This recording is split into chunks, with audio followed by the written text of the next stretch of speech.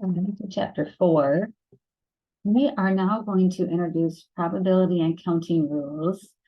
And we need to know about probability because it's going to help us to determine if a qualitative variable outcome is considered unusual.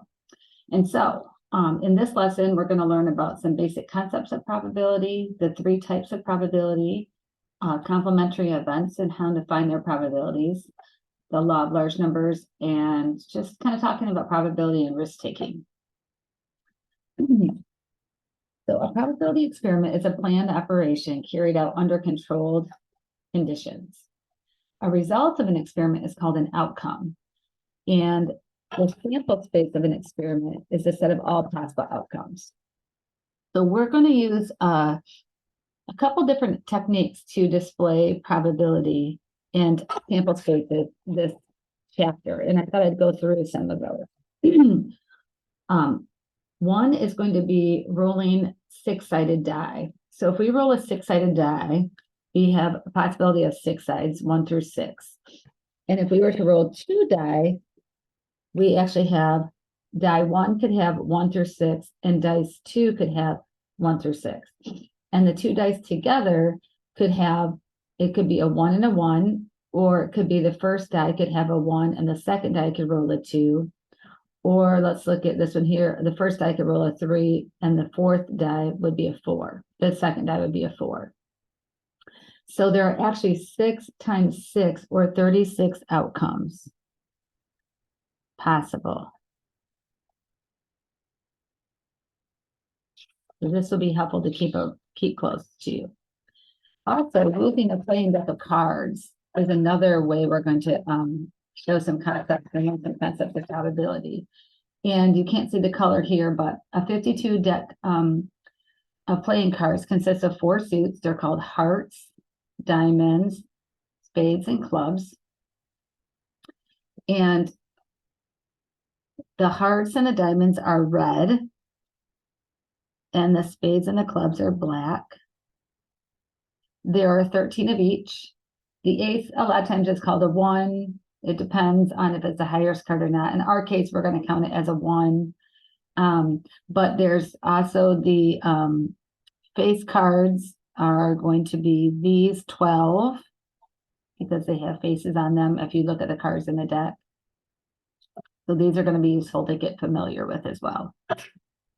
An event is any combination of outcomes. An event with only one outcome is called a simple event. An event with more than one outcome to satisfy the conditions is called a compound event.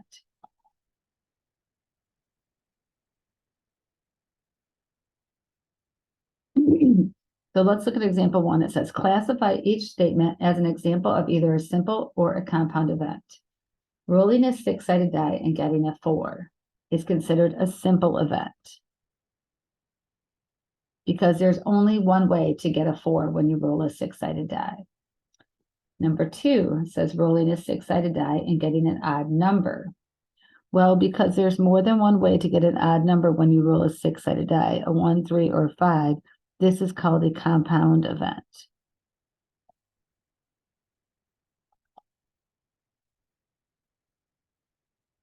And the third one says having 2 children and both having the same color of eyes. This is considered a compound event because you could have 2 children and they could both have brown,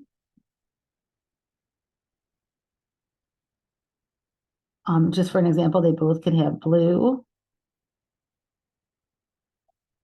So there's more than one way for them to have the same color of eyes. So this is considered a compound event.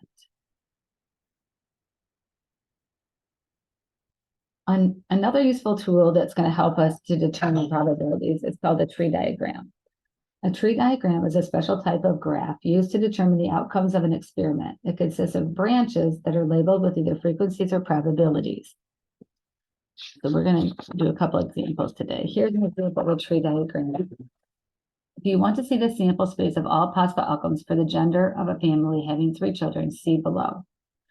So on the first child, could either be a boy or a girl. We're going to label those as B and G. Then the second child should have the same likelihood of having a boy or a girl. And then the third child should also have the same.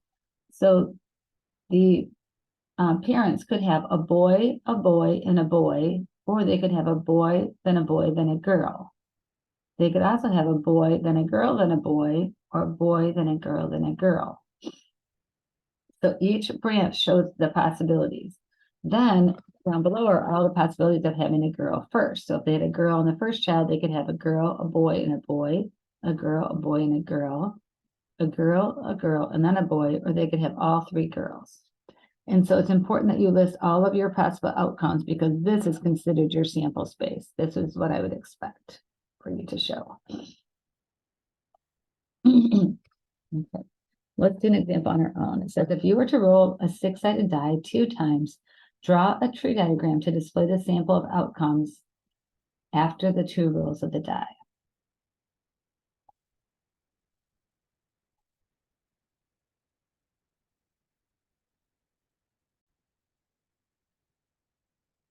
So we're going to do,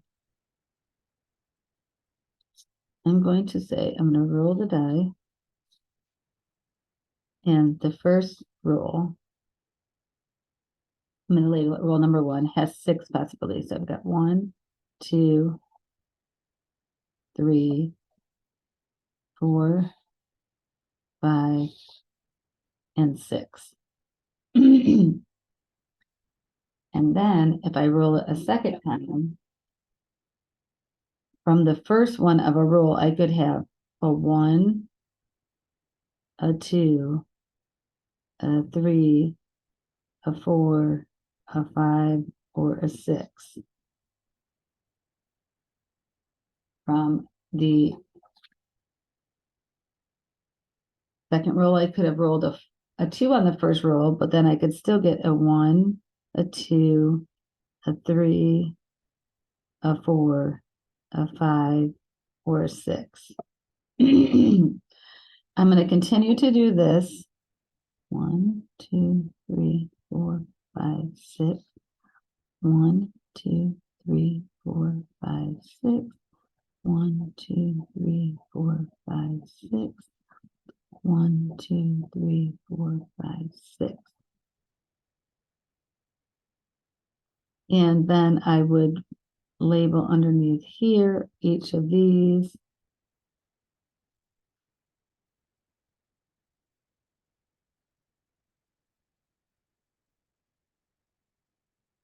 And then I would remember that to actually write out my sample space,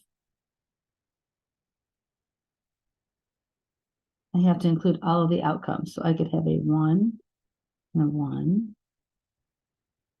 I could have a 1 and a 2, a 1 and a 3, a 1 and a 4, a 1 and a 5, a 1 and a 6. And then I could have all the 2s. So I had a 2 on the first one, and so forth on the second roll.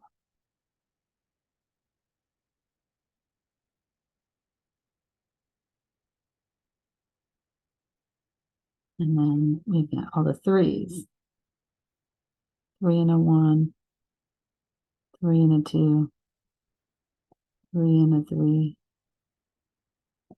3 and a 4, 3 and a 5, 3 and a 6. And then the 4s.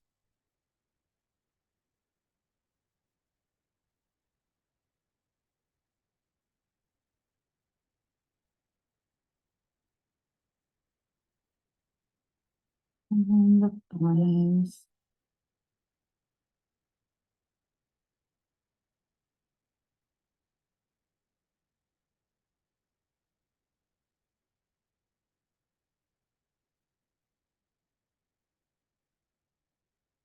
And then the 6.